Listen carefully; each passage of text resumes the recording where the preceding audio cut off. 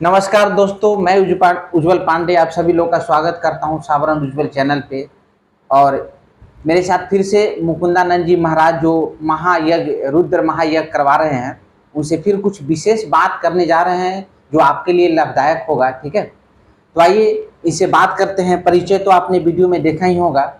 तो सबसे पहले मैं इनसे पूछूंगा कि जो महायज्ञ रुद्र जो करवा रहे हैं यज्ञ, इसका क्या महत्व है, इसका मतलब क्या है? तो प्रभु इसका विश्लेषण किया जाए। देखिए, जहाँ तक आपकी प्रश्न है महारुद्र यज्ञ की संदर्भता में जी, तो यज्ञ और महायज्ञ ये कुल दो प्रकार के होते हैं, जिसका विवेचन हमने पंचांग पूजन के समय ही किया था। जी, बहुत विस्तृत ढंग से इसका विवेचन मैंने किया था। यज्ञ जो होते हैं बलि वस्तु इत्यादि जो घर में करते हैं, तिथि सत्कार करते हैं, पितृतर्पण पार्वण इत्यादि करते हैं, ये यज्ञ होते हैं। ये पंच यज्ञ की विधि है जो ऐसे यज्ञ होते हैं और जो किसी देवता के विशिष्ट उद्देश्य प्राप्ति के लिए, जैसे ये महारुद्र है, ये विश्व कल्याण के लिए किया जा रहा है जी, राष्ट्र के कल्याण के किया जा रहा है। हम लोगों का संगठन है जी, विश्व हिंदू संगठन, जी, जिसके तत्वावधान में करते हैं, हर साल करते हैं, हर जगह करते हैं। जी, ये राष्ट्र कल्याण विश्व कल्याण के लिए किया जाता है। उसी प्रकार सामान्य अर्थ में यदि इसको लेते हैं तो महारुद्र मतलब शिव, ये सब समझते हैं। जी, शास्त्र में वर्णन भी है, सर्वदेवात्मको रुद्र, रुद्र जो है से सभी देवताओं की जैसे व्यवस्था में सबकी अधिष्ठात्र कहिए तो महारुद्र ही है, शिव ही है। जी, उनकी एक विशिष्ट क्रिया जो है जी, उत्कृष्ट। अब जैसे जीवन में कोई भी व्यक्ति ऐसा नहीं है जो अपना उत्कृष्टता नहीं चाहता है। जी, कोई भी ऐसा व्यक्ति है जो जीवन में चाहता है कि हमारी जैसे डिमोशन हो? नहीं, कभी नहीं। सब चाहता है कि हमारा प्रमोशन हो, जी, जी, अर्थात उत्कृष्टता हमारी हो, उत्कृष्ट की ओर हम बढ़ें, जी, अपकृष्ट हमारी न हो। बिल्कुल। उसी प्रकार उसी व्यवस्था को बनाए रखने के लिए जी, भगवान शिव की जैसे लोग अभिषेक करते हैं, थोड़ा सा कल्याण हुआ, लखावरी करते हैं, उससे थोड़ा और अधिक कल्याण हुआ। जी, और अधिक कल्याण चाहिए तो उसके लिए विशिष्ट अनुष्ठान जैसे किया जाता है, जो ये महारुद्र होते हैं। जी, महारुद्र ये हवनात्मक होते हैं। इसमें तकरीबन 2,19,000 कुछ आहुतियां हैं जो पड़ती हैं। जी, ये विशिष्ट प्रायः अपने कल्याण के लिए, जी, जन कल्याण के लिए, राष्ट्र कल्याण के लिए किया जाता है। भगवान शिव को हवन के माध्यम से प्रसन्न किया जाता है। जी, जी, जी, अभिसिंचन के माध्यम से भी प्रसन्न किया जाता है। जी, और आपको पाठ के द्वारा भी किया, मंत्र के जप के द्वारा भी किया जाता है। इसमें विशेष हवन के माध्यम से उनकी प्रसन्नता की विधि की जाती है। इसलिए ये महारुद्र की जैसी व्यवस्थाएं हैं। अच्छा, तो महारुद्र यज्ञ जो है शिव भगवान का सबसे बड़ा यज्ञ प्रसन्न करने का यही है क्या? हाँ, शिव का अंतिम उपासना जैसे रुद्र अतिरुद्र ही है। रुद्र की क्रिया ही जैसे उनकी प्रसन्नता की अंतिम श्रेणी है। अंतिम श्रेणी। महारुद्र अतिरुद्र सब जो है इन सभी। और उसमें सबसे जो महत्वपूर्ण है, जो आपने बोला जप के क्रिया के द्वारा, हवन क्रिया द्वारा, उसमें सबसे महत्वपूर्ण कौन है? हवन, जप, पाठ है आपने बोला अभी, ये सब में सबसे महत्वपूर्ण कौन है? देखिए, सबकी क्रिया एक अलग अलग है। पाठात्मक क्रिया करते हैं तो पाठ की उतनी संख्या होना चाहिए। जैसे शिव को प्रसन्नता करने के लिए जैसे रुद्र एकादशैव एकादशी 11 आवृत्ति उनकी पाठ करनी होती है। जी। और सकृत भी होता है। जी। एकावृत्ति भी पाठ करके जैसे उनकी प्रसन्नति होती। जैसे कहने का मतलब सामान्य अर्थ में इसको समझेंगे शास्त्र विधि से तो ना आप समझ पाएंगे और न जनता समझ पाता है। जी, जी। वो तो वही समझ पाएंगे जो शास्त्र विधि को जानते हैं। जी, जी। सामान्य अर्थ में इसको ऐसा करेंगे ताकि सामान्य अर्थ से आप भी समझ पाए, जनता भी समझ पाए। जी, जी। सामान्य अर्थ में इसको यदि हम लेते हैं तो इसको इस प्रकार समझा जा सकता है, जैसे किसी व्यक्ति के पास कुछ वस्तु लेना हो और वो आपसे कुपित हो, या 2-3 व्यक्ति है, एक व्यक्ति के पास एक व्यक्ति के माध्यम से जाना हो, उससे कुछ प्राप्त करना हो, तो मध्य वाले जो मिडिल व्यक्ति हैं उनको आप आग्रह करें, एक बार वो यदि नहीं जाए, अच्छा ठीक है चले जाएंगे, आपका काम बना नहीं, तो आप क्या करेंगे? दोबारा आग्रह करेंगे, और फिर वो कहा चाची कि हम फोन पर बात कर लेते हैं अगला से, जी तो आप क्या करेंगे, फिर दोबारा आग्रह करेंगे, जी तब कहेंगे अच्छा ठीक है बाइक निकालते हैं जाने के लिए। जी तब प्रोसीड दर प्रोसीड बढ़ता गया, जी। क्रिया दर क्रिया बढ़ता गया। जी जी आपकी अनुनय विनय करने से, आपकी आग्रह करने से उनका क्रिया बढ़त गया। वही यहाँ शिव की जैसे क्रिया में है। जी सकृत करते हैं तो भगवान भोलेनाथ थोड़ा प्रसन्न होते हैं, अच्छा एकादशी करते हैं अधिक प्रसन्न होते जी हैं, लक्षावली करते हैं और प्रसन्न होते हैं, जी। और ये विशिष्ट महायज्ञ इत्यादि करते हैं सबसे तो विशिष्ट और प्रसन्न हो जाते हैं। हाँ, हर हर ये महादेव। प्रसन्नता है। अच्छा एक बात बताइए, ये शिव भगवान शंकर का ही, शिव भगवान का ही आराधना है, ये पूजा है, बिल्कुल बिल्कुल। है ना? तो इसको हम रुद्र महायज्ञ ना बोल के शिव महायज्ञ बोल सकते हैं क्या? नहीं बोल सकते हैं, चूंकि स्थान और प्रयोग जी दोनों अलग अलग होता है। चूंकि जैसे जी सामान्य अर्थ में यदि आप समझें जी तो अभी के आधुनिकता पर आप समझ में आ जाएगा, आपको तुरंत समझ में आ जाएगा। जी घर में माँ होती है जी और पत्नी भी होती है, जी दोनों स्त्री है जी और दोनों पत्नी है। जी पत्नी दोनों है, एक अपनी पत्नी है, एक पिता की पत्नी है। बिल्कुल लेकिन पिता की पत्नी को हम पत्नी बोल सकते हैं? नहीं, अपनी पत्नी नहीं, पिता की पत्नी उसको कह सकते हैं? बिल्कुल बिल्कुल नहीं कह सकते हैं, नहीं बोल सकते उसको माँ ही कहेंगे, माँ जबकि ही। वो वस्तुतः हमारे पिता की पत्नी है। बिल्कुल ये तो क्लियर है। बिल्कुल बिल्कुल क्लियर। वही क्रिया यहाँ है, शिव का अर्थ होता है कल्याण, और रुद्र उनकी एक उपाधि है, उनकी एक व्यवस्था है, उनकी एक क्रिया है। चूंकि उन्होंने, जैसे जो व्यक्ति कुपित है तो वह प्रकोपात्मक क्रिया करेगा, और जो प्रसन्न है वह प्रफुल्लात्मक क्रिया करेगा। जी जैसे कोई व्यक्ति सौम्य है, साधु संत है, जी। तो वह उस प्रकार का अपराध नहीं करेगा, उस प्रकार का जघन्यता नहीं कर पाएगा, जी। तो उसको संत हृदय नवनीत समाना। जी संत जो होते हैं, ब्राह्मण जो पंडिता समदर्शिना गीता में भगवान वर्णन किए, उसको समदर्श भाव से देखेगा, जी तो वो शिव है जी जो कल्याणकारी है। जी जी बिल्कुल। और रुद्र जो है वह विशिष्ट किसी क्रिया को यदि नहीं हो रहा तो उनकी जैसे गुणगान करेंगे तो अधिक काम करेगा। जैसे आप आ जाए, ये माता पिता पुत्र वाली जैसे संबंध में नहीं समझ पा रहे हैं तो आप इसको इस सर्किल से समझें। जैसे कोई पदाधिकारी जी किसी विभाग में है तो उसको क्या कहा जाएगा? विभागीय कर्मचारी। जी जी और चपरासी को क्या कहेंगे? उसको भी तो विभागीय कर्मचारी कहेंगे। जी, जी। मुंशी को क्या कहेंगे? उसको भी तो विभागीय कर्मचारी कहेंगे। जी, जी। लेकिन मुंशी को तो हम नहीं पदाधिकारी का रैंक दे सकते हैं, बिल्कुल। विभागीय कर्मचारी कह सकते हैं, जी विभागीय कर्मचारी कह सकते हैं, जी, जी। लेकिन उसको हम पदाधिकारी नहीं कह सकते हैं ना। ठीक ठीक और जो विभागीय कर्मचारी करेंगे जी वो पदाधिकारी नहीं कर पाएंगे, बिल्कुल क्योंकि हमसे जो एप्लीकेशन लेना है और कहीं लगाना है फाइल में, जी पदाधिकारी क्यों लगाएंगे? जी जी तो पदाधिकारी है। बिल्कुल बिल्कुल। और जी, जो समझ कहीं में आया अग्रसारण करना है जी। तो चपरासी का जो अग्रसारण करेगा नहीं हाँ, वो तो पदाधिकारी करेंगे। बिल्कुल, बिल्कुल। वही शिव का है। वस्तुतः दोनों का नाम गुण अलग अलग है। जी जी जी। नाम तो भगवान का ही है, शिव का ही नाम है। चूंकि जैसा कार्य उस प्रकार की मेहनत, रूप और भाव को लाना पड़ता है, चीज वही है। हाँ, समान कंडीशन में। जी जी। तो अब बात रही कि जैसे आप महायज्ञ करवा रहे हैं, इससे पहले आपने बताया कि बहुत सारे 50 से भी ऊपर आपने करवा दिया है। जी हाँ। अच्छा, ये लगभग मैं समझ रहा हूँ कि एक सप्ताह से आप करवा रहे हैं, इधर हो रहा है आज 8वां दिन है। 8वां दिन आप यज्ञ करवा रहे हैं, महारुद्र भगवान शिव का यज्ञ कर रहे हैं। ये 8 दिन के अंदर आपको कुछ ऐसा अनुभूति उनका हुआ है जो प्रसन्न हुए हो, स्वप्न में आए हो, उनकी ऊर्जा कुछ ऐसा महसूस हुआ है? वो थोड़ा आप बताइए। देखिए, भगवान स्वप्न में तो आते हैं जी वो तो मानसिक अपनी उद्विग्नता है, स्वप्न तो मानसिक उद्विग्नता है। जी वस्तुतः भगवान की जहां तक रही कृपा की बात, जी तो भगवान की कृपा ही है जो हम आपको अभी इतना बात बता रहे हैं। बिल्कुल। अन्यथा एक मानव के मस्तिष्क में जी शब्दों वही ब्रह्मा, परमात्मा ही शब्द है। जी जी जी बिल्कुल सही बात। परमात्मा ही शब्द है, शब्द है।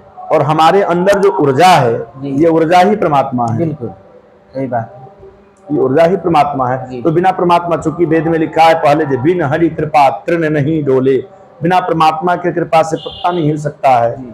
हम आपको एक मनुष्य हैं, तो हम कैसे हिल सकते हैं? ये तो नहीं, भगवान की देखिए, ऊर्जा ये शक्ति हमको प्रश्न प्राप्त है, तब तो इतना हम वहां बोल पाते हैं, इतना पूजन करा पाते हैं। बिल्कुल। अन्न व्रत में हैं, फलाहार पर रह रहे हैं देखिए, इतनी गर्मी में। चूंकि मेरा सवाल इसलिए है, मेरा तो भाव है तो मुझे पता है, लेकिन दर्शक को, भक्तों को, उनको उत्सुकता रहता है जानने का कि हाँ इसका फल क्या हो रहा है ना। कुछ ऐसी बातें उनके कान में पड़े सुनने को कि बड़ा उनको अच्छा लगे, है ना।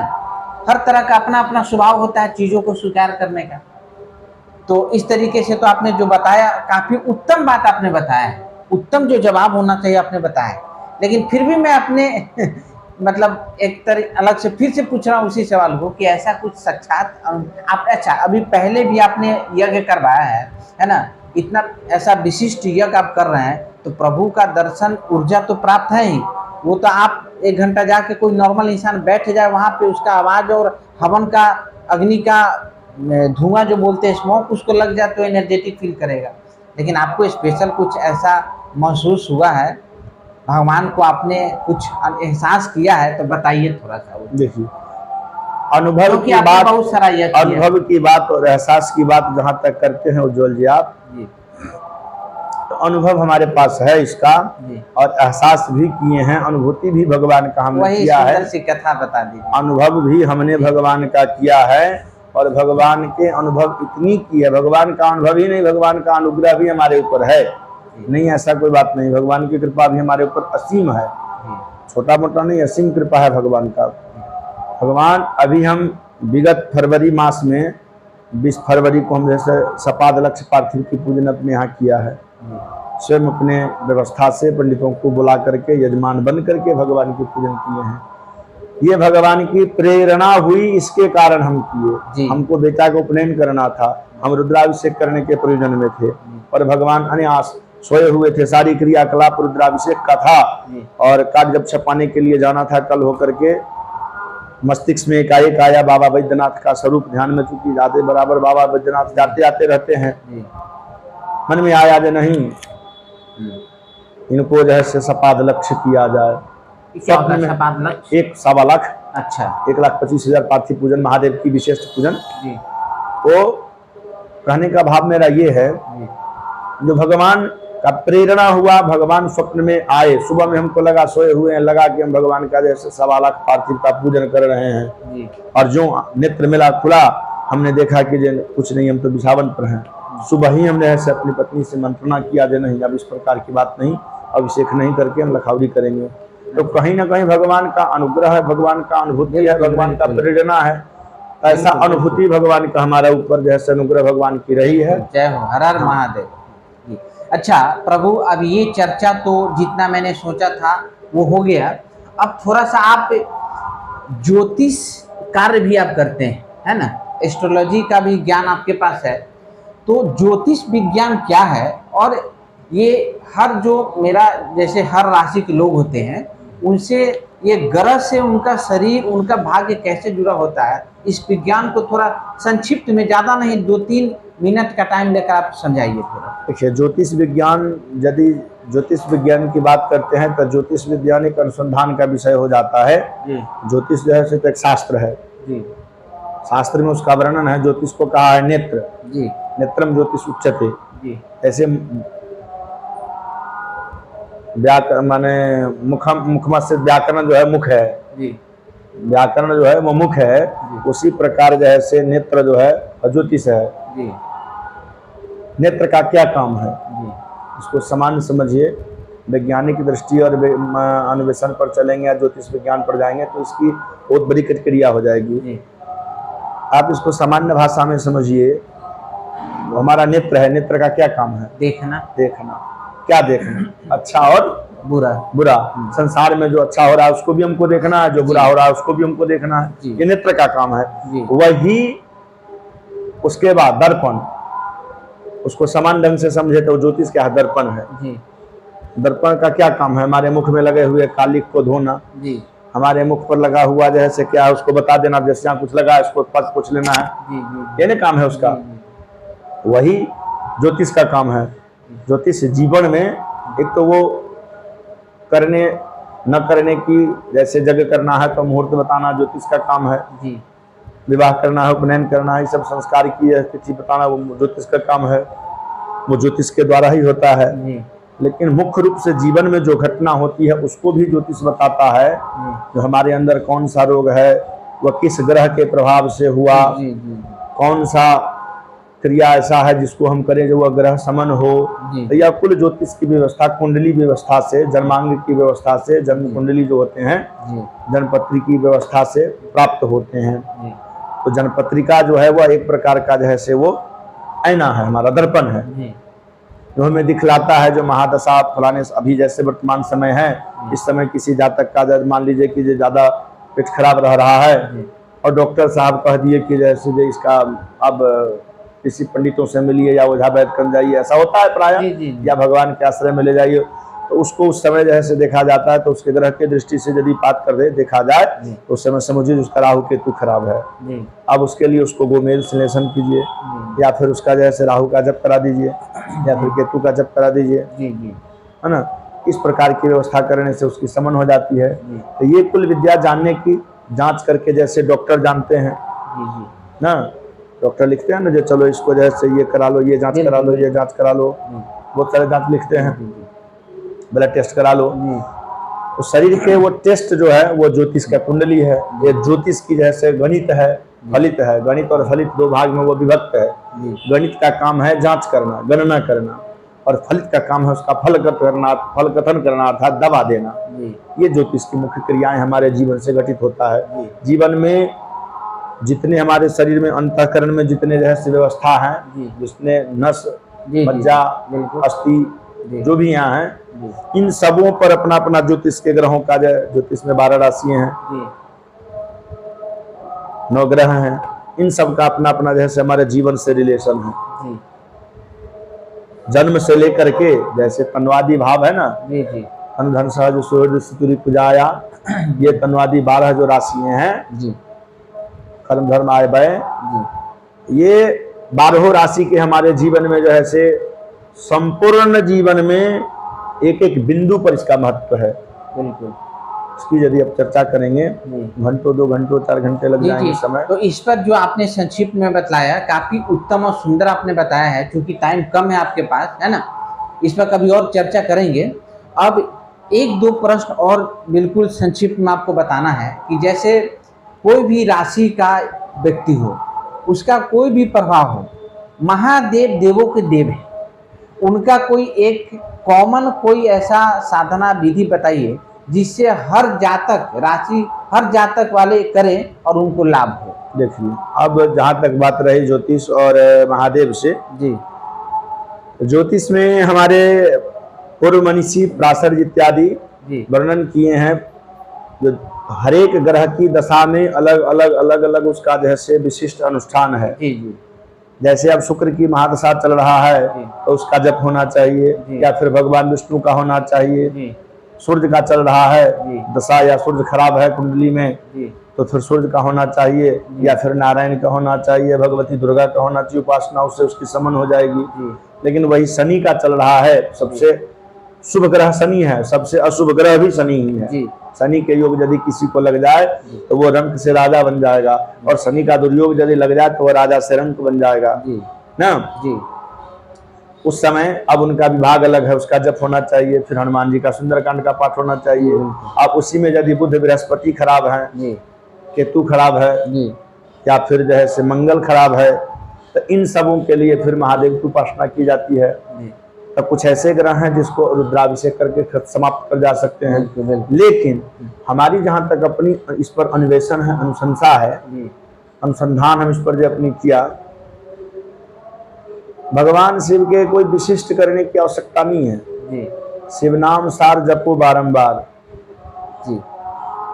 शिव शिव जपे संकट मिटे। नमः शिवाय जो हम जपते हैं, शिव का अर्थ होता है कल्याण। एक माला जप लेने से हमारी कल्याण हो जाती है, लेकिन दशा के हिसाब से उसको संख्या बढ़ाया जाता है। जैसे मान लीजिए कोई व्यक्ति का अंतर्दशा खराब है और प्रतिदिन जो है सुबह 7 माला नमः शिवाय जपता हो, निश्चित नमः शिवाय उसका प्रतिदिन 7 माला यदि वो निष्ठा से 43 दिन जप लेता है जी। तो 100 में 100 उसका जैसे ग्रह वो समन हो जाएगा। अच्छा, उसका ऐसा है। प्रक्रिया क्या है जपने का? माला प्रातः काल स्नान ध्यान करके, फास्टिंग रह करके, जी। ईशान कोण या उत्तर की ओर या पूर्व की ओर मुंह करके जी शुद्ध आसन पर बैठ करके जी भगवान शिव की रुद्राक्ष मंदिर में या आप अपने घर में जी भगवान की एक शिवलिंग नारबद पर जैसे जल, जी दूध, पुष्प, बेलपत्र 11 चढ़ा करके, जी, जी। धूप दीप जला करके, शुद्ध आसन पर बैठ करके, शांत चित्त होकर के रुद्राक्ष के माला से जी। आप उसका जप करें, निश्चित ही उसका कल्याण होगा। अच्छा, सिर्फ हम माला लेकर बैठ जाए, प्रभु का ध्यान कर ले शिवलिंग का और जपना शुरू करें तो उससे फायदा? उससे फायदा होगा, हाँ। लेकिन वही होगा जो जाना में नागेंद्र तब प्रभावम दुष्टो पिजंतो महिमन नमिति स्थानम प्रधानम न बलम प्रधानम। स्थान की प्रधानता होती है। जी जी जी, बिल्कुल बिल्कुल। स्थान की प्रधानता होती है। स्थान की प्रधानता होती है। जैसे अभी हम महाजग में हैं, जी हमें ये पूरा समाज जान रहा है कि जैसे हम विकनपुरा में मुजफ्फरपुर में जग महाजग करा रहे हैं, यज्ञाचार्य हम हैं, जी तो हमें सारे जनता जैसे पहचान रहे हैं। सब लोग सत्कार भाव से आते हैं जो महाराज जी से चलो मिल ले, महाराज जी से थोड़ा सा आशीर्वाद ले ले। अच्छा, शिवलिंग है, तो स्थान की प्रधानता है ना। जी जी जी। हाँ, वही है। अच्छा, शिवलिंग है, उसमें मैंने पुष्प और दूबी और जल चढ़ा दिया और उसके बाद एक नव बत्ती तो धूप ही जला दिया तो नहीं, दीप चाहिए, चूंकि दीप चाहिए। साक्षी होना चाहिए। हाँ, साक्षी होना चाहिए, अग्नि साक्षी है ना। अच्छा, दीप में क्या, घी का, तिल का या जो करूँ का? अच्छा तो होता है, ग्रह जनित में जैसे सरसों का तेल जैसे उत्तम होता है। उत्तम होता है। अच्छा, तो जैसे दोस्तों आपने सुना कि किसी भी ग्रह के आप हैं, है ना, किसी प्रकार का समस्या हो, यदि कुछ नहीं तो भगवान शिव का नमः शिवाय, ओम नमः शिवाय नहीं, सिर्फ नमः शिवाय का जप यदि देखिए, ओम नमः शिवाय भी जप सकते हैं, लेकिन ओम नमः शिवाय हम आपको इसलिए नहीं बताते हैं क्योंकि आप इसको चैनल पर लेंगे ना, तो ओम नमः शिवाय महिलाओं के लिए ओम प्रणव जो है वर्जित है, इसलिए नमः शिवाय ही जपे तो उत्तम रहेगा। ठीक है, तो आपने सुना इसका रीजन क्या है। तो यदि 7 माला आप करते हैं तो आपकी 43 दिन तक तो आपका समस्या का समाधान होना 100% पक्का है। ठीक है, तो दोस्तों अब ये बात रही, अब आते हैं एक लाइन जो मेरे मन में मैं पूछ लेता हूँ कि जो भक्त हनुमान जी का भक्ति करते हैं, हनुमान चालीसा पढ़ते हैं, उनके बारे में बोला गया है कि उनको शनि ग्रह का दोष नहीं लगता है, शनि उनको नहीं सता सकते। क्या सत्य बात है? देखिए, बात सत्य है, शनि नहीं सता सकते हैं, लेकिन जो दशा है वो बीतता ही है। योग जो है वह दुर्योग सुयोग में बदलता है, अल्पयोग हो जाता है, घटना तो घटना ही है, लेकिन हनुमान जी की कृपा से वो लाभान्वित होता है। व्यक्ति जो हनुमान चालीसा का पाठ करता है, ग्रह का प्रभाव कम होता है, प्रभाव तो रहता है लेकिन कम होता है। हाँ, हनुमान जी को सब विधि पूजन करे, हनुमान जी का जो विधि पूजन करने की है, शास्त्र विधि से पूजन करके, शास्त्र विधि से जो पाठ का नियम है, जो सुंदर पाठक से पाठ करावें, जो अच्छे विद्वान हो, जिनको पाठ करने की शैली, चूंकि पाठ का अलग नियम है। अब ऐसा नहीं है कि जब कोई आया श्री गुरु चरण सरोज निजम नम गुरु सुधार गाने लगा तो ये तो वर्ण दोष हो जाएगा, क्योंकि शास्त्र का नियम है उच्चारण, वर्ण की उच्चारण, मात्रा की उच्चारण, ये सब करके चलना चाहिए। छंदबद्ध की जैसे ज्ञान होना चाहिए। तो पाठ विधि से जब पाठ करता हो तो निश्चित ही लाभ होता है। अच्छा, लास्ट सवाल आपसे है कि जो महारुद्र यज्ञ आप करा रहे हैं, तो अभी आप यहाँ करा रहे हैं, जब वीडियो मेरा कुछ लोग देखेंगे या फिर कहीं और भी आप कराएंगे, चाहे कहीं और भी मौका मिला लोगों का, तो ये आप बता दीजिए कि यदि महारुद्र यज्ञ कहीं हो रहा हो तो पुरुष हो या फिर मतलब मेल हो फीमेल हो, जो भी हो, वो ऐसा क्या कार्य कर ले छोटा से छोटा जिससे उनको महादेव महारुद्र यज्ञ का फल का प्राप्ति मिले, एक वो चीज बता दीजिए बस ना। देखिए, जो महादेव का जैसे महारुद्र यज्ञ नहीं कर सकते हैं, क्योंकि सामर्थ्यता पर, चूंकि महायज्ञ है इसमें तो खर्च होते ही हैं। नहीं, कहने का मतलब है कि जहाँ भी हो रहा है, जैसे यहाँ पे हो रहा है, ठीक है, अब कोई महिला और कोई मर्द है, वो चाह रहा है कि मैं इसका महादेव का आशीर्वाद प्राप्त करूं, तो कुछ विधि क्या कर दे यहाँ यज्ञ में आकर अपने तरफ से, जिससे उनको फल की प्राप्ति रुद्र भगवान का हो जाए। ये चीज उसका 2-3 क्रिया है। सबसे प्रथम क्रिया है जो मंडप को जैसे कम से कम 9 अधिक तो अधिक 108 1100 आवृत्ति जैसे उतना बार परिक्रमा करे रोज। हाँ, प्रतिदिन, नहीं तो कम से कम 11 परिक्रमा तो कर ले ही। 11 चूंकि रुद्र है, एकादश से 11 रुद्र हैं, इसलिए एकादश परिक्रमा जैसे वो मंडप को कर लेता है नमः शिवाय मन में जपते जपते, तो उसको यह जग का जैसे अर्ध फल निश्चित प्राप्त होता है। देखिए, आपने ये सुंदर सा जो चीज आप जो प्रभु बताए हैं, ये चीज लास्ट सबसे पूरे सत्संग का सबसे अनमोल वचन रहा ये, है ना। तो बहुत बहुत धन्यवाद दोस्तों। ये चीज जहां भी आपको मौका मिले, महारुद्र यज्ञ हो या फिर शिव भगवान का कोई भी यज्ञ हो, कोई यदि इसमें आप न 1000 बार तक, कम से कम 11 बार, न 11 बार तो 108 बार यदि आप परिक्रमा कर रहे हैं और नमः शिवाय का जप करते हुए, तो इससे आपको अर्ध फल की प्राप्ति होती है। बिल्कुल, यज्ञ का अर्ध फल हो जाता है। बहुत बहुत धन्यवाद प्रभु, आपको चरणों में मेरा दंडवत प्रणाम है। और दोस्तों, इस वीडियो को जितना हो सके आप देखिए, ये सारा सनातन शक्ति ही है। ये सनातन का खोज है कि सनातन धर्म में ऐसी प्रक्रिया है जिससे आप अपनी समस्या का समाधान कर सकते हैं, है ना, वैज्ञानिक स्तर से। तो इस वीडियो को जितना हो सब्सक्राइब कीजिए, लाइक कीजिए, कमेंट कीजिए। जय श्री राम, हर हर महादेव।